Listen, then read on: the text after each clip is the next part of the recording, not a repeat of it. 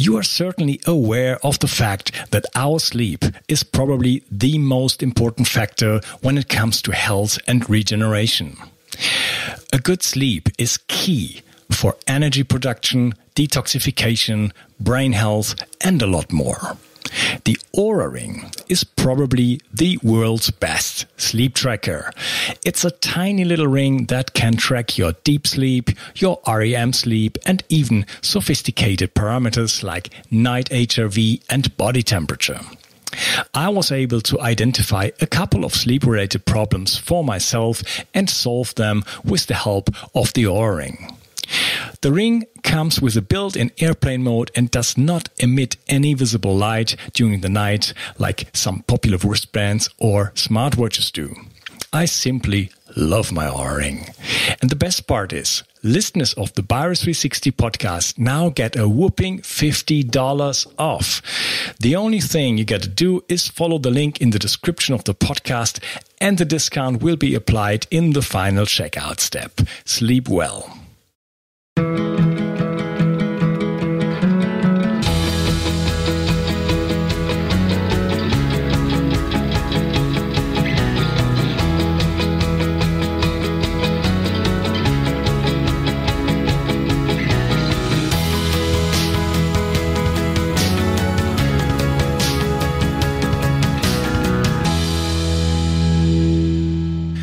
Hello and welcome to the Bio360 show. My name is Unkas Gamika, and today I'm going to talk with Elliot Overton about oxalates. Hi, Elliot.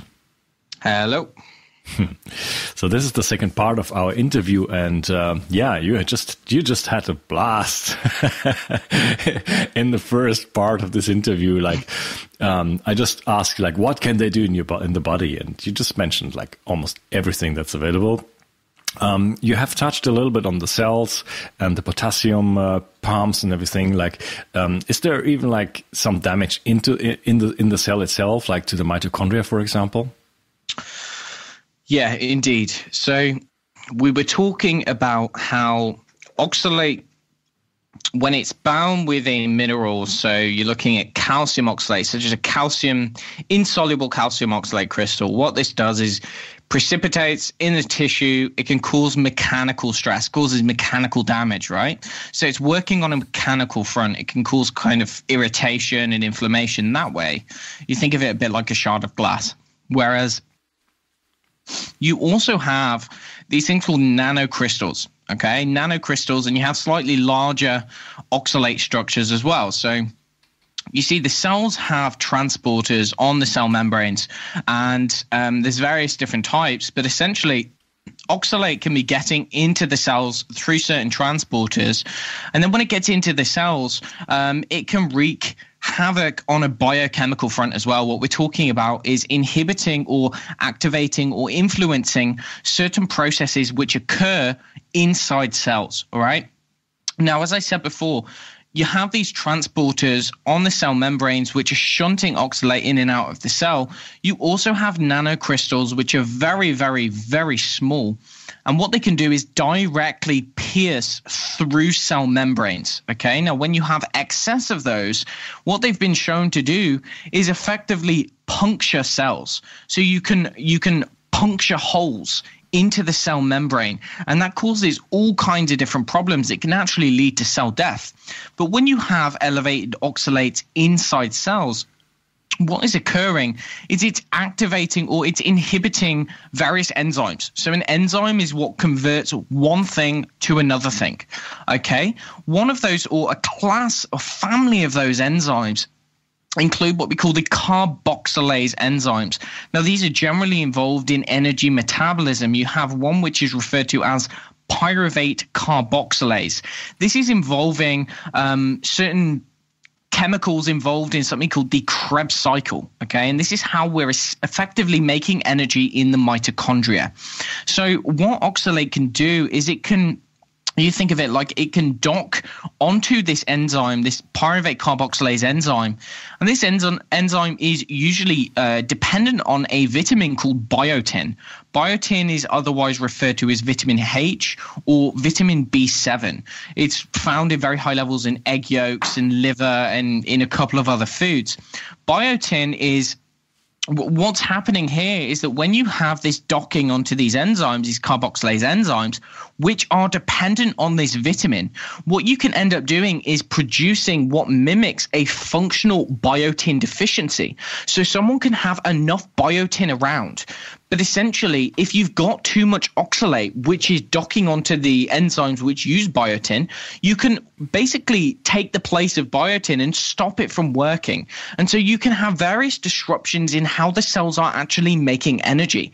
Okay, now if you know, I'm sure many of your kind of guests in the past on this podcast have spoken about the mitochondria or mitochondrial function. Essentially, it's the powerhouse of the energy, and there's a lot of research today to demonstrate that in most chronic health conditions that we see, aside from kind of acute injuries, when you're looking at something like cancer, when you're looking at diabetes, any kind of autoimmune condition, any kind of neurological condition such as Alzheimer's or whatever, you see at its root, it tends to be a mitochondrial dysfunction, which is primarily driving the issue. So there are certain researchers who would say that mitochondrial dysfunction is the cause or one of the primary causes of all chronic health conditions or all chronic illness. Well, to understand why that happens in a very simple way is that the basic concept is that your cells need energy to do everything that they can do. Okay, you need energy. You need energy to detoxify. You need energy to repair, to make new tissues, to make new cells. Okay, this is extraordinarily important. And so when you start messing with mitochondrial function through something like a mitochondrial toxin like oxalate, then you run across lots of different problems. So like I said, it can kind of mimic certain deficiencies, one of those being biotin. What it can also do is lodge onto or disrupt the various complexes in the mitochondria. To make energy, you run essentially substrate through various different what they call complexes, 1, 2, 3, 4, and this helps to make ATP, which is the cellular form of energy. But what you can have is when you have disruptions or inhibitions of certain complexes in those enzymes, you end up with a lack of ATP in the form of energy, and you end up with excessive oxidative stress in the form of ROS. So ROS, reactive oxygen species, this is leading to free radical damage. So we see that oxalate is not only acting on a mechanical level, it's also affecting how cells make energy. It also, not only does it affect the mitochondria, though, it's really interesting. It can affect practically every known organelle. So an organelle inside the cell is like the various different machines, the machines inside the cells which help them to function. It can puncture these things called lysosomes, right? And lysosomes, without going too mechanistic, because you can focus on the minute details, but actually looking at how it appears in real life is important, but I like the minutia. So with these lysosomes are essentially organelles inside the cells which are responsible for degrading damaged parts of proteins in damaged parts of the cells that you don't need any longer or don't work properly. And the way that they do this is they contain these things called hydrolytic enzymes. And hydrolytic enzymes, it's like a hydrochloric acid. It's very acidic, and it can essentially break down various parts of cells. Okay, so that's good in a normal context. But what oxalate can do when you have these very sharp crystals, again, think of it like you smash a glass, you produce loads of minute shards of glass, and then you rub it against your arm. It's going to cause damage, right? It's going to cause cuts and abrasions. Was inside cells, this is essentially the same thing that happens. So you have these abrasions and you have these spiky structures which can basically puncture these lysosomes that I was talking about. You end up with a release of these hydrolytic enzymes and essentially digesting healthy portions of the cell, healthy organelles, digesting the cell membranes. Essentially, you can cause two methods of cell death by doing this. You can cause necrosis and you can also cause apoptosis. Two ways in which your cells essentially burst. Now, aside from that, because you have this stress response inside the cells. It's activating this. You think of it a bit like a protein machinery, which is responsible for modulating immune responses. So you activate something called the inflammasome. Okay, the inflammasome has been shown to be disrupted or essentially overactivated in many different kinds of chronic autoimmune conditions as well. Okay, so this is where oxalate potentially ties to autoimmunity. With autoimmunity, there is this activation of this inflammasome, and if you are not identifying the key trigger for what is activating the immune system, then it's very difficult to resolve any autoimmune condition. Now, it turns out that whilst there's loads of different things which can activate this kind of particular immune response, being chemicals or EMFs or, lectins, all of this kind of stuff, oxalate is also a key driver in this process. So here we see that oxalate, not only can it kind of cause joint pain and brain fog and thyroid issues and other kind of intra-organ issues, but it's also potentially going to be driving systemic autoimmunity and a systemic immune dysfunction due to the fact that it is activating an intracellular inflammatory, or you can think of it like a danger response. Okay, does that make sense? That makes a lot of sense.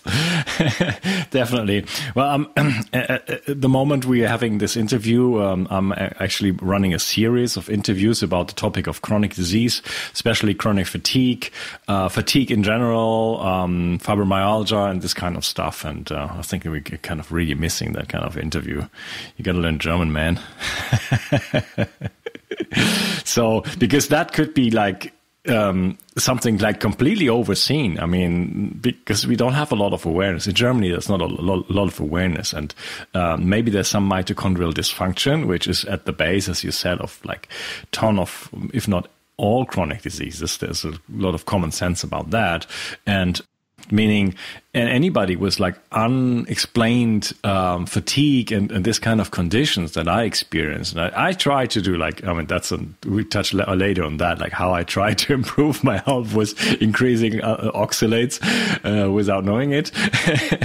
But yeah, people might be affected of that in all sorts of levels, inflammatory responses, intracellular, extracellular issues in the gut, in the thyroid. Oh my goodness, all this leads to fatigue, to inflammation, to anxiety, to a lot of issues really.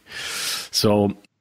You mentioned, or just a question, like talk about the liver a little bit, because from my knowledge, the liver actually produces oxalates. And so that's part of the question. The other part would be like, can we actually detox oxalates? Right. Okay. So, like I said before, right, the liver is the hub of a biochemical pathway called the Glyoxylate Pathway. Okay. Now, what this is doing is this is taking various precursors. You can have some coming from certain sugars and carbohydrates, such as fructose, other types of carbohydrate metabolism, often seen in diabetes. You get elevated levels of something called methylglyoxal. Various of these precursors can be routed down towards a product called glyoxal. You can also have certain amino acids such as hydroxyproline or glycine. These can be routed towards glyoxal. Now, glyoxal is the primary precursor for oxalate in the liver. So essentially, under certain conditions, the liver, well, really, in any healthy individual, you are going to have a small amount of oxalate which is being produced through this pathway. It's just a natural, normal byproduct, a metabolic byproduct of normal physiology. And so humans are always going to be producing a very small amount, okay? The problem is that under certain conditions, particularly three main conditions that I am personally aware of, two which are theoretically plausible, one which is very well established, is that when the liver is under oxidative stress, or when the cells are under oxidative stress, you are producing more of a precursor called methylglyoxal, which is producing this thing called glyoxal. Essentially, when the liver is under oxidative stress, when we are deficient in certain nutrients, primarily the 2B vitamins, which has been characterized in the animal literature. It's not very well established in the human literature, mainly because I think it hasn't been addressed. But if you're deficient in vitamin B6 or vitamin B1, because of where they sit in the pathways, you can end up with elevated oxalate production in the liver, actually contributing towards the overall oxalate load. So remember I said that there is a genetic condition referred to as primary hyperoxaluria. Okay, primary hyperoxaluria is essentially where the enzymes involved in the glyoxylate pathway, you can have three types. The enzymes involved in the glyoxylate pathway are not functioning correctly, and so you end up with elevated levels of oxalate being produced, and then that oxalate is basically being released into the bloodstream and then traveling throughout the whole of the body. And we see in the literature on primary hyperoxaluria that actually oxalate can then deposit in practically every known tissue, and it's coming out of the eyes, it's coming out the ears, out the skin, out the mouth, out the anus, urine, all of this kind of stuff. So it's a very horrible condition. Now, again, we have this kind of dogma in the literature and the science community that this is only a problem for people who have this genetic condition, and that for anyone else, this is not an issue. But in our modern world, especially with Western diets, well, with all of the different kind of exposures that we have in our modern world, we live in a condition, in a situation where we are being bombarded by stuff which is causing oxidative stress. That's one thing. We also have very high, there's a term called high calorie malnutrition. So we're having lots of empty calories, which means that we're getting lots of protein, fat, and carbohydrate, but actually they are often depleting micronutrients which are needed to process those. So we can end up depleting ourselves in certain B vitamins which are involved in this pathway, B1 and B6. And so if you end up with a condition where you are under oxidative stress, where you have a B1 deficiency, which is really common, where you have a B6 deficiency, which is, again is quite common with these people, then actually you can end up with an endogenous production, and that can contribute to the overall load.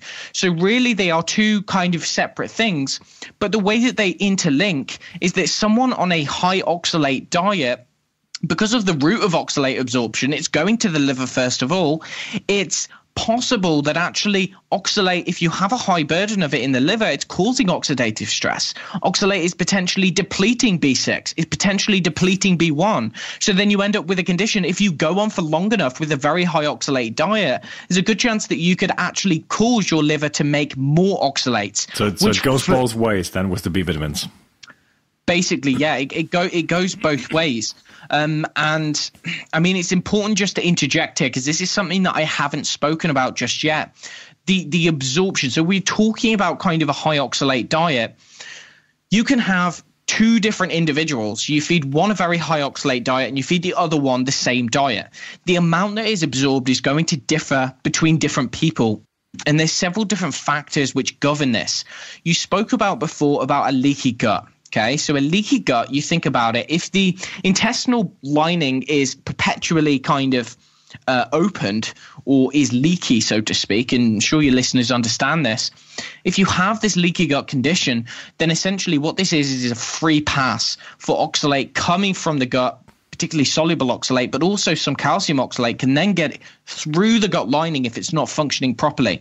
So if someone has a gut issue, and gut issues are so common in our modern world, leaky gut is so common, you know, with the Wi-Fi, with the EMF, with the blue light, with the chemicals, with the diets, with the lack of exercise, with all of this different stuff, it's causing intestinal permeability. So I think that in our modern world, people are a lot more susceptible to absorbing more oxalate. Now, if you look at the literature, there's also a couple of other factors which have been involved or which have been implicated in someone's absorption of oxalate, and that is going to be whether they have a history of antibiotic use. So, for instance, there are certain microbes which are said to degrade oxalates, so they can protect us from absorbing too much, and this is potentially how certain traditional cultures have maintained a very high oxalate diet in the past, but their gut microbes may be a certain composition whereby they can protect the body from it. Okay, you follow? So actually, the gut. Yeah, so you're saying there's bacteria in the gut that actually kind of transforms the oxalates to something, and so traditionally that has been something that could protect us. But is that still the case? Well, Yeah, that's exactly the point. There's Oxalobacter, there's certain other species which they have enzymes which degrade oxalate. So it means that you don't absorb it, and that is protective. But again, in our modern world, you think about how many people have gone through so many rounds of antibiotic use in their young periods. You think the pesticides such as glyphosate. I'm sure you're familiar with glyphosate. That stuff is wholly toxic. I had Stephanie Seneff on the show. Wow, yeah, okay. I've interviewed her myself personally. She's a genius. But she talks about how there is a very strong connection between glyphosate and oxalate. I actually did a video on this. Glyphosate is selectively killing off those certain bacteria which help us to degrade that stuff, right? So if you end up with a condition where you're loaded with pesticides, you're loaded with you've got microbial dysbiosis in the gut, and you've got leaky gut maybe because of that or something else, then you are going to be a lot more predisposed toward absorbing more.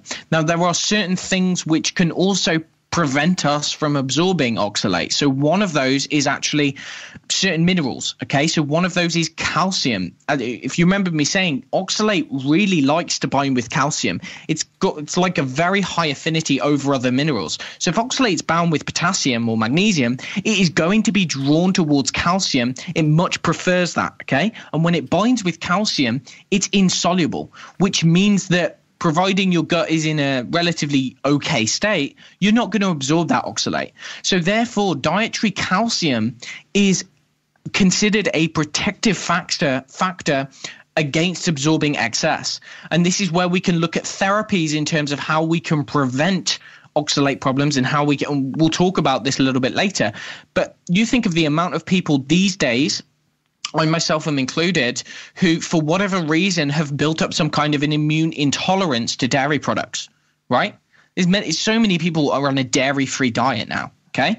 They're on a dairy-free diet, but at the same time, they include a bunch of oxalate foods because they think it's really healthy. So they might give up dairy products and replace it. What do they replace it with? Almond milk, okay? Almond milk. Almond milk is absolutely sky high. So what you're doing there is you're removing dairy, which is one of the highest. I did that for my daughter not a long time ago. Doing it's it so like common. Sprouting it, we're soaking it and doing it myself, the almond milk and everything, Yeah, we come later to that because that's so fascinating. All those superfoods and everything. Yeah, keep on going. Yeah, well, I did it myself. And it's the same story. We're told that, okay, due to whatever reason, we have problems with dairy, I think probably because of some kind of cross-reactivity, chemicals, vaccines, whatever it is. But we develop an issue with dairy, and so actually a large source of calcium is then gone out of our diet. And the only forms of other calcium, we're told that we should be eating spinach, for instance, because spinach is a good form of calcium. But actually, when you look at the composition of spinach, it's one of the highest oxalate foods. So the calcium is so tightly bound with oxalate in that food that you're not going to absorb any of the calcium anyway. It's a joke. Okay. And are you saying that having a high oxalate diet kind of could lead to some sort of mineral deficiency? Well, that's exactly what happens. Okay, that is exactly what we see. Well, just to what I was saying before, the dietary calcium is protective against it, and if we don't have that, then that is a problem. So when we are absorbing oxalate, then if we don't have the gut bacteria, if we don't have the calcium, there's various things which disrupt the gut. We're absorbing higher amounts of oxalate. When it gets into the blood, if it's not precipitating in tissues, we can clear it out through the kidneys. But unfortunately, when we're clearing it out through the kidneys, it is inevitably going to be taking minerals from us. Okay, it binds very tightly to minerals. And so, it might get into the blood. It may not cause a kidney stone, but at the same time, it's going to be tightly bound with things like magnesium and potassium, okay? So it can actually cause us to waste certain minerals. And so often you find that actually it can cause mineral imbalances in people. And this is a key thing that you can actually do or that you can focus on in terms of what you can do about it. Does that answer the question? Yeah, sure.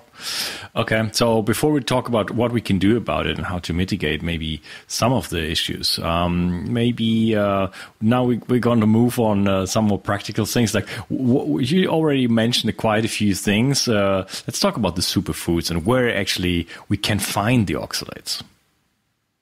Right, okay. So in terms of the foods, There's lots of conflicting information online. Yeah. There are various that? I mean, I think it's because now, again, I'm no expert in this field, but as per my understanding, discussions with kind of Susan Owens and whatnot, who really is an expert, I think it has to do with testing methods. Okay, so previously, the way that we've identified oxalate in foods has been kind of, you can think of it as kind of crude testing methods, which weren't necessarily the most accurate. And oxalate, we started measuring it because it was an established toxin, in the 1700s, or 1776, I think it was first kind of discovered as an issue. But throughout the kind of past century, they've been measuring it, and you've gotten conflicting results. And so certain foods which have been said to be high have actually turned out to be low, and other foods which have been said to be low have actually turned out to be high, because the quality of the testing is actually improved, because the composition of the oxalate in different foods is different. Okay. Yeah. So ultimately, there are certain kind of websites that you'll go on which just give a very blanket statement of what foods are high and what foods are low. And oftentimes they are incorrect, or they're not the most accurate or the most up to date. So actually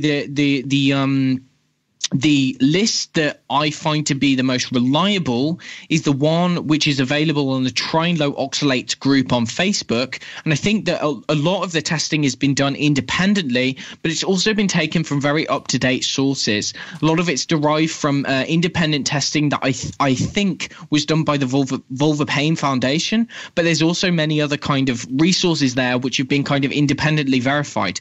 So it turns out that certain types of foods like coffee, if you go online, you'll be told that coffee is high in oxalate. But actually, the recent testing methods have kind of disproven that. Coffee is not high in oxalate. It's not an issue per se.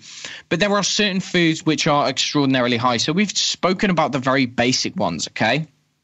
So, for instance, you have dark chocolate, which is said to be a superfood. You have, in fact, here's an interesting one, is certain fruits, okay? So most fruits are relatively okay, but you have things like star fruit, you have kiwi fruit, you have clementines, you have a couple of different fruits which are, particularly the berries. Many of the berries contain very high levels, such as blackberries or certain types of blueberries, whereas other types are okay. And this is where it gets kind of important to differentiate, because certain types of vegetables, certain families of vegetables can contain high levels, whereas other families which fall into the same category, such as kale, you can have purple kale, which is fine, whereas ordinary kale is moderately high. Okay, so it can get quite confusing in terms of exactly what is very high and what is low. And so that's why it's important to kind of cross-reference, if you want to know the exact details, to cross-reference with the available resources online. But essentially, many of the staples which are found in gluten-free diets, okay, and this is where it gets kind of difficult or kind of problematic. People who follow gluten-free, dairy-free diets, which is really common, what they end up doing is they end up replacing wheat. Wheat is relatively high, but they end up replacing wheat with something like almond flour. Okay, wheat is high in oxalates. Yeah, wheat is quite high. Oh, okay? I didn't know that. Okay. Yeah. Wheat and most grains are quite high. You find the odd thing which is not, like, for instance, chickpeas. Chickpea flour is relatively low oxalate, but most of the grains are quite high. Many of the gluten-free grains are actually higher than wheat, if I remember correctly. So you have people going on gluten-free, dairy-free diets. So they remove the calcium, which is protective, and then what they do is they also massively increase really high oxalate foods to make things like gluten-free breads. So, for instance, you have things like almond flour. Almond flour is so high that you would not believe. So when you cut out bread or on ketogenic diets, if you know people who follow ketogenic diets, what they do is to replace the bread portion of their diet, they end up using very high oxalate foods to replace those things. So almond flour, any kind of nut flour, is just unbelievably high. You also have things like certain nuts, as I said, like peanuts, but you have many of the so-called healthy herbs and spices like parsley or turmeric or cinnamon. And whilst what we do is we see that these things have some kind of nutritional or medicinal properties, such as in Ayurvedic medicine, we see, oh, they use turmeric and they use cinnamon, and this is beneficial. So what we do in the West is we put 2 tablespoons worth in a smoothie and have that on a daily basis. And that's just not what they did in those cultures. They used it as medicine. And it can be used as medicine. But what we do is we take it to the extreme. We assume that, oh, more is always better, right? And it doesn't work like that. And so actually what we do is we end up piling things like turmeric and cinnamon into our smoothies, and we get a massive dose. Now, if you look at a green smoothie, which contains something like turmeric, cinnamon, almond milk, maybe some ground almonds, some juiced spinach, some berries, some raw cacao powder.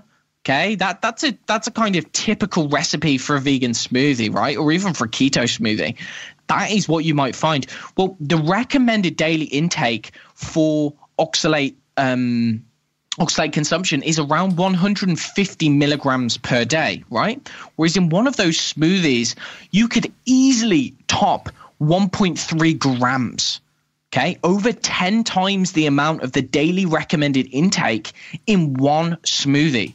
And that is aside from all of the other, the sweet potatoes, the potatoes, something I haven't spoken about. So I said sweet potato is high, but also potato and many other root vegetables.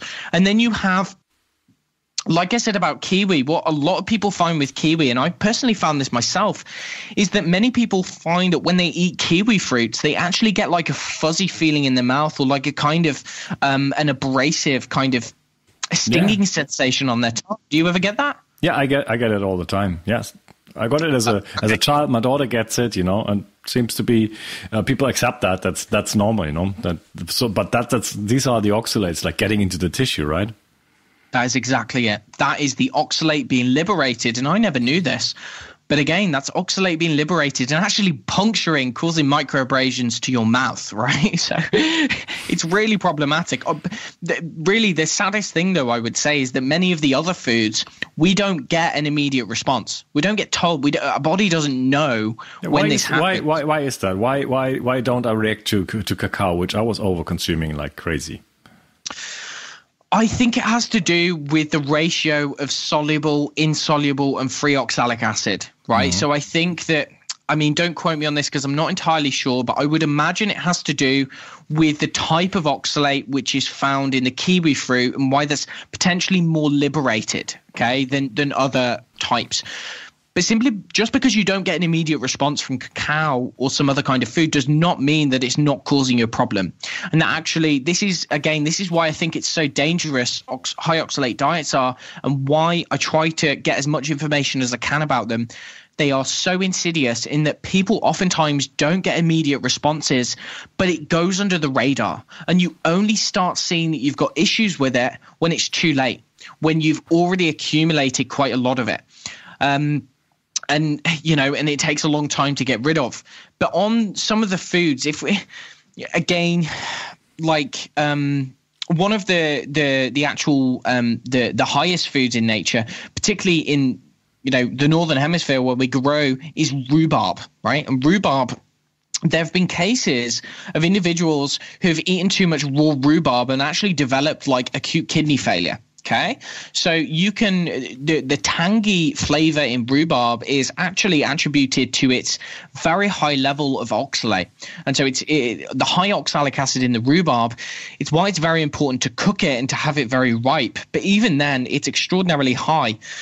What we have to understand about many of these foods, this is where kind of seasonal eating comes in, is that 100 years ago or so, before we had international export, we would not have had access to things like almonds, these tropical fruits, these other kind of tropical foods like cacao and other kinds of herbs and spices. We would not have had access to them for, before international export, we didn't have them, right? We never used to eat these foods, and we're told that these are super healthy foods and that we should be getting lots of them.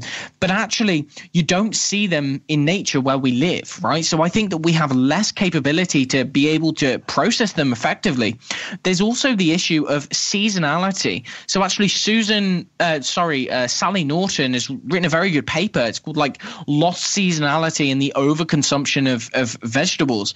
And it's that essentially in the supermarket where we are now, what we can do is we can go there and get all these foods all year round because we grow them in an artificial like manner, and we can get foods that don't grow in our local environment at all times of year. Like you can get,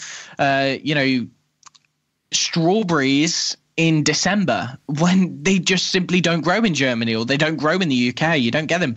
You get them in short bursts throughout the year. So for instance, rhubarb only has a very short season of like 1 or 2 months. So what would be happening is that you would be eating a very small portion of this at a certain time of year, but then throughout the rest of the year, your body would have a rest from eating this high amount. Whereas, so it's like maybe you could have a better capacity to cope with the damage that it's causing, because it's like temporary periods of eating lots, then eating little, then eating lots and eating little. So you give your body a break. Whereas in our modern world, what we see is that people eat these non-seasonal foods all year round, and the body is really not equipped to cope with that.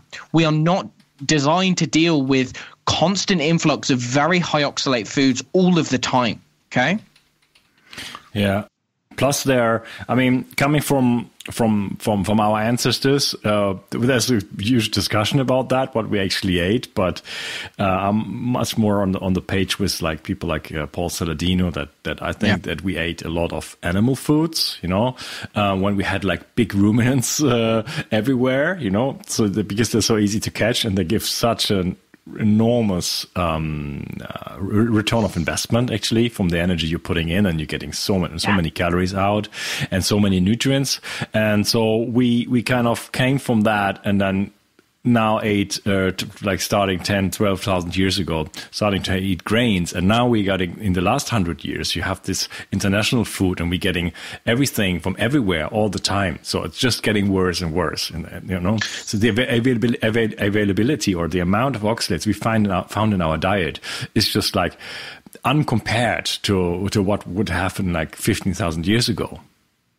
Yeah, exactly. So you have it's like it's coming from all fronts there. So you have, like you just said, this an enormously high, unnaturally high influx of oxalates, but then you also have a less of an ability to process that, because you have the things like the antibiotics, the toxins, the gut disruptors, the things which affect how well we can process that. So it's like both things kind of set up an individual to be absorbing a lot of this, accumulating a lot of this, and then developing health problems from that. Now, on the topics of foods which contain it, it's important to note that there are actually a lot of plant foods which are very kind of low in oxalate as well. So, for instance, typically many of the brassica vegetables like cabbage, broccoli, these kinds of things are relatively low. You also have certain safe vegetables like lettuce, for instance. Most salad greens are low, other than spinach and beet greens, actually, and Swiss chard. Most of them are actually, negligible. So, for instance, cucumber, lettuce, these things are not going to be contributing towards issues. Certain root vegetables are actually tolerable as well, such as winter squash, for instance. This stuff, although it has a bunch of enzyme inhibitors, and it has a lot of lectins. Yeah, exactly. I had a winter squash the other day, and so I had a full one, like maybe a little bit too much, but man, I looked like a fucking inflated frog the next day. Really. I could demonstrate it, just show you what lectins and these kind of anti-nutrients do with my body. And yeah, maybe we can dive into that a little bit more in like the third part, because you're already talking for quite a bit. So let's call it a day on this part, and then keep talking about all these foods and how we kind of made it even worse. Like I said, like we came from eating animal foods and then eating grains and now eating international food, but then we think that these are the healthy foods, and we completely overdo it. And I want to share a little bit like how I did that. Thank you for being on the show, man. Goodbye.